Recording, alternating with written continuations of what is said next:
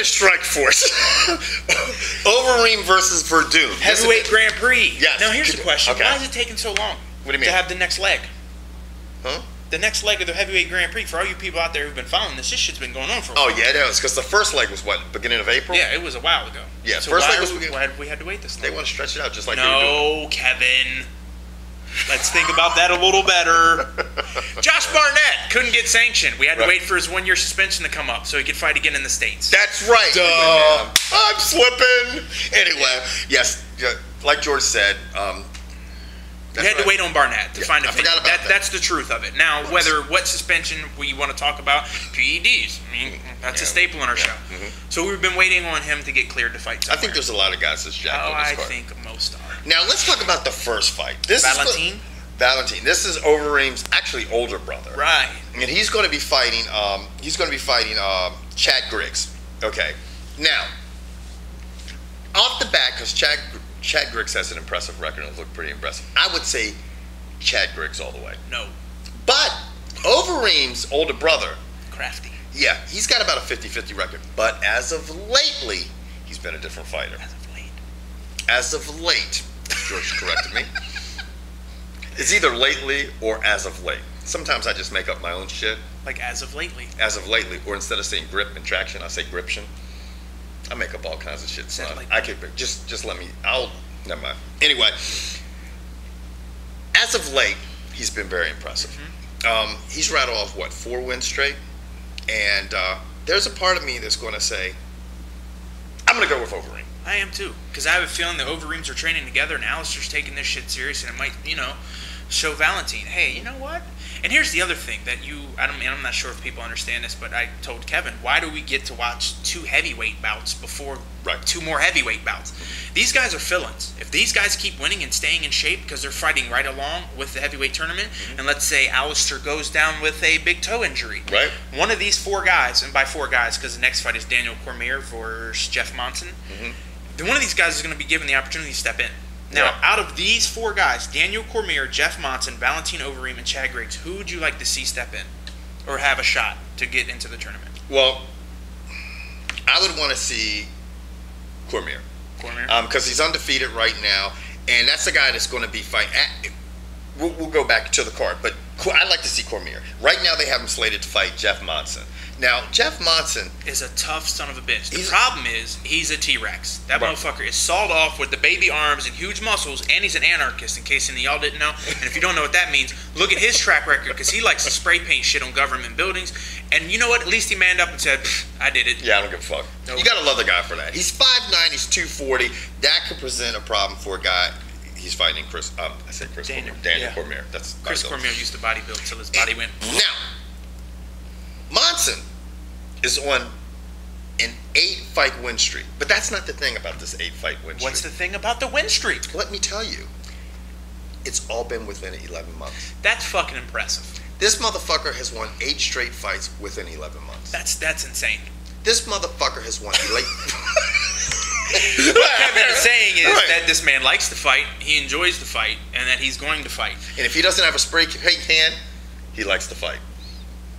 And on that note, the nigga likes to fight.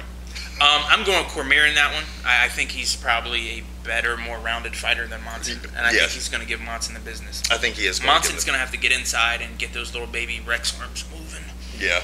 And this guy just be like, pink. Yeah, I think Cormier. So I'm going with Overeem and Cormier in the first 2. Okay. Overeem, Cormier. Now.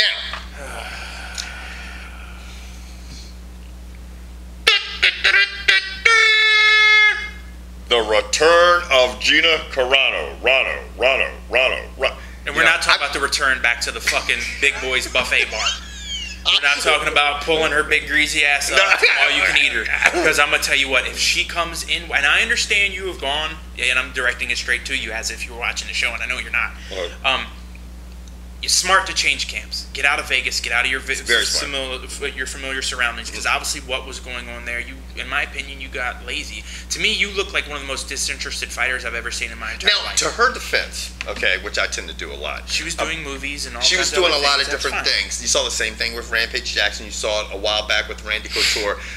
And I think it's smart because your life as a fighter is only so long. Exactly. And so you got to do things, but. when you're gonna fight someone like fucking Cyborg, Christina Cyborg, I mean, you got to come fucking with your A game. And at that time, you were on your A game. And for you football fans out there, I would get my been out of shape is a nice way to put it, and I would get into, I would say, shouting matches with Kevin and Jimmy, and they blah blah blah blah. But for all you folks who follow college football, Gina Carano is equivalent to Boise State. Now, George saying that Gina Carano is equivalent to Boise State, I'm going to have to agree with him 100%. Is Boise State a good football team? Absolutely. Is Gina Carano a good fighter? Absolutely. Do they go through most of their opponents? Absolutely. I mean, there's so many of the same things. They're very parallel. But the problem is when they go up against the big dogs, the real studs in their sport, that's when it becomes a problem.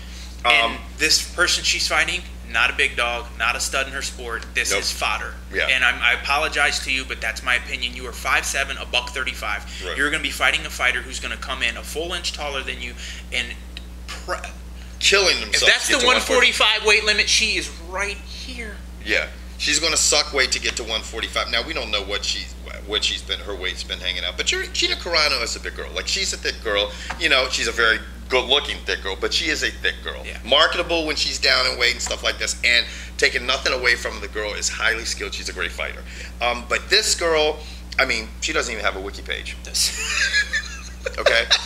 I'm going to tell you what, okay? If you don't have a wiki page in a fighter, no one's paying much attention to you. And that's not to be funny. Now, don't get me wrong. I would love to see you somehow clip Gina Carano and knock her out. Is it going to happen? No, because you are going to be so small compared to Gina Carano. For some reason, she gets a puncher's chance, and it does happen, then Gina Carano's done. Absolutely done. Now, I'm going to tell you what. This girl, Sarah the Monster, I don't know how to pronounce your last name, is 5'7", 135. There's not a lot of monster about 5'7", 135.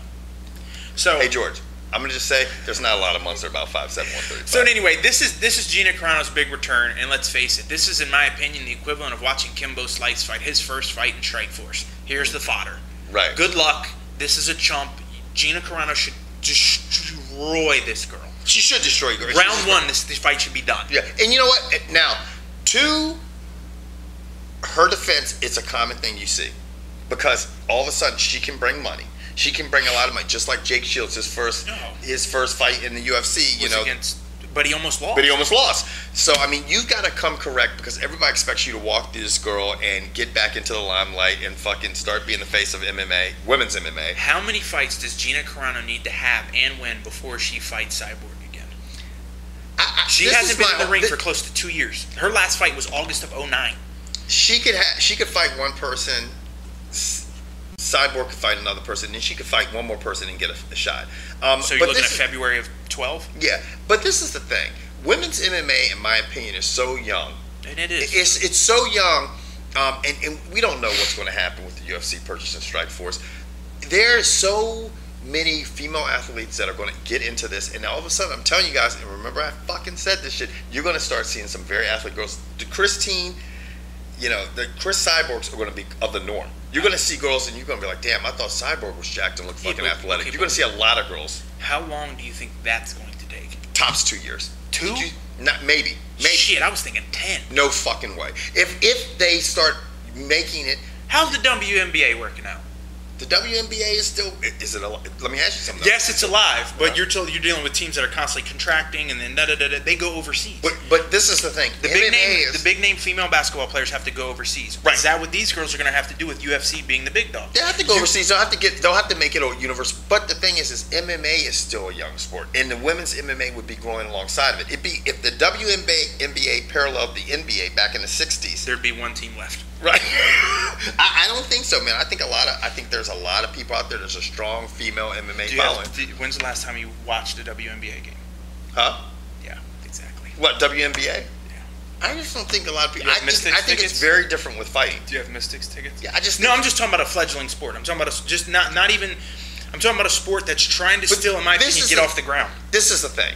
It's trying to get off. I think female MMA would get off the ground much faster, because WNBA, you see games every fucking night. You know what I'm saying? I mean, the NBA, until recently, was starting to kind of do a decline. I mean, MMA, if there's an event, it's once a month, maybe sometimes you get some twice a month, okay? Everybody tunes in. What do people follow us the most on? Do people follow us on NBA? NBA is huge. NBA is in this country is much more popular and gets more. But do people on YouTube follow us for the NBA coverage? No. Me personally, the only way female MMA blows up is if Dana White gets behind it and pushes it and markets it. But Dana White doesn't want to.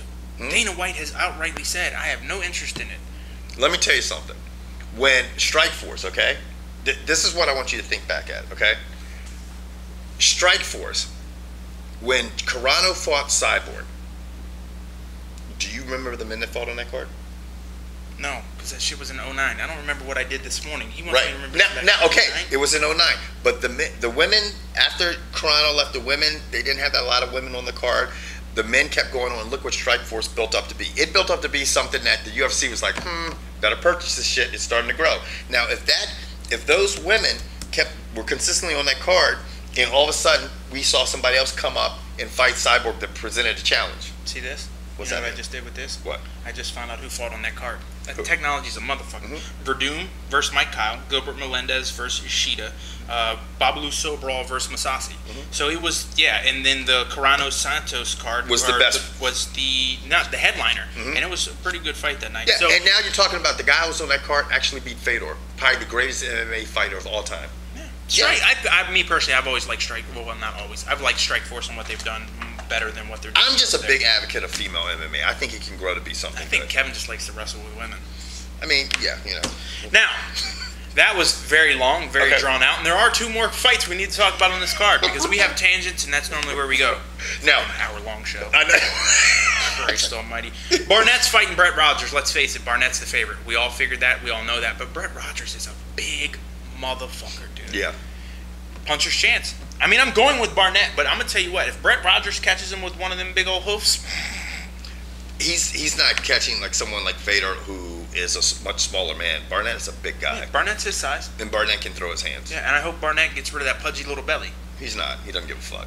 Then why take Just like steroids? he didn't give a fuck. I mean, he doesn't give a fuck about that either. You know what I'm saying? I'm going to tell you what. To shorten this fucking lengthy show up, I'm going with Barnett all the way. To win the whole thing? Like the whole tournament? He was my dark horse. I'm just saying against Rogers, but he was my dark horse. My dark horse, bring up the thing. My dark horse is still in it. Who? Karatonov. Karatonov. Get it right, you fucking non-vodka name. Okay. Now, moving on to the fight that everybody I think really wants to see. I'm shocked this is a round one matchup. Huh? This doesn't even make sense to me to be a round one matchup. Why? Because there's two big. Well, you got. Dude, give Brett. I would have put Brett Rogers with Overeem. That would have been a good. That would have been a good fight. But Alistair Overeem is obviously the heavy favorite, and Fabricio Werdum obviously has made a name for himself. He's a great MMA fighter. He's riding a high because he just beat Fedor. But he beat Fedor, and that's the thing that really I mean, he was riding even more high prior to Antonio Bigfoot Silva beating Fedor. But the fact that he submitted Fedor, that definitely put him in the fucking limelight. Now, I'm gonna go with Overeem. I just think this guy, just as of late, man, has been just nasty. Well, when is the last time Overeem lost? It's been a while. I just had it up. Now, what I'm going to find to be the most interesting is Alistair Overeem's disposition when he comes out. Because let's face it, he walked out and fucking giggled at Todd Duffy and beat the shit out of him. Right. He fucking laughed at Brett Rogers and beat the shit out of him. And his last loss was in 07 to who? Karatonov. What? Okay. That's so funny. Vodka drinking potato bitch going the whole thing. Karatonov is no joke. That's who Overeem's last loss was. That was to. in 07. Alistair Overeem. Actually, Alistair Overeem's last loss was that motherfucker hit him in the face and gave him that big ass scar. Yeah, in the bar. Yeah. Now, he did have a no contest against Krokop. I'm just putting that out there and letting you people know that. Because George and I do the business. We do our motherfucking... We do the business? Now, you and I don't do the business. Fuck that shit. So don't y'all start making jokes. But we do the business when it comes to researching. Last week, I said Antonio Bigfoot Silva made a comment about Brock Lesnar faking it. Well, if Brock Lesnar's faking it, why did he have surgery to have 12 inches of his intestine taken out? I don't think he's faking it. You know what's crazy? She said 12 inches. But do you know earlier today you said 12 feet? Yeah, I know. Yeah, that's a lot. Yeah. I was going to wait till you said that on the show and then just bust you out. I was so... But you know what? You fucked it up and you didn't say it. You caught yourself. I'm good. You are good, man. I give you that. What else do we need to talk about? We don't need to talk about shit. You sure? It's a long show. You sure? I don't think so. Okay. I think we're good, man. I think we're good. Shaq retired. Yeah, we will talk about that later on this week. He wants his statue right next to Kareem's. Jabbar. Bye-bye.